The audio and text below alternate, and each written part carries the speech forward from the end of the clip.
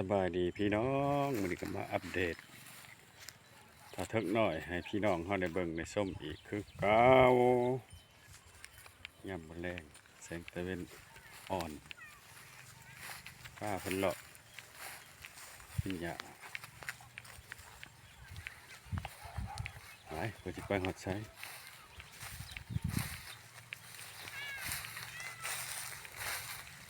หน่อยย่างใส่คันกล้วยไปหยุดไปไกลหลาย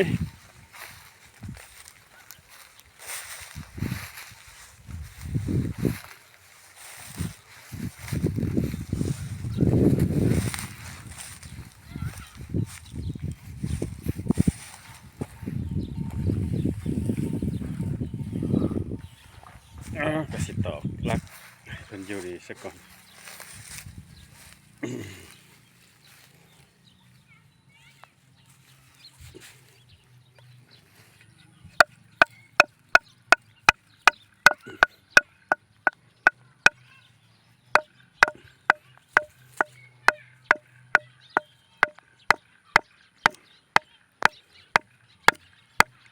อกลักก็สิประมาณนี้แหละ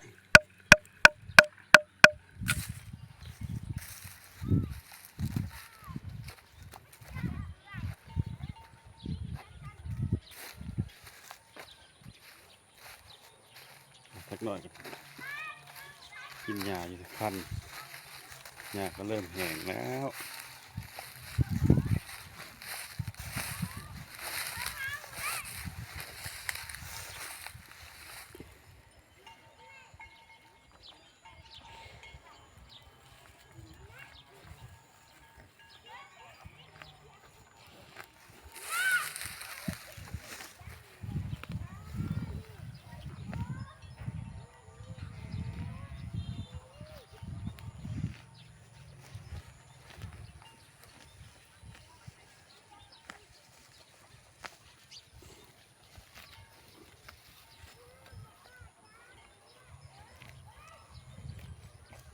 อยู่ผู้เดียวสักหน่อยก็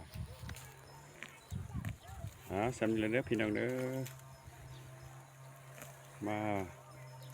อัปเดตสถานการณ์ถ้าเทิกหน่อยมื้อนี้ให้พี่ให้น้องเบิ่งขอบคุณขอบใจเด้อพี่น้องเด้อโชคดีมีชัยบ๊ายบาย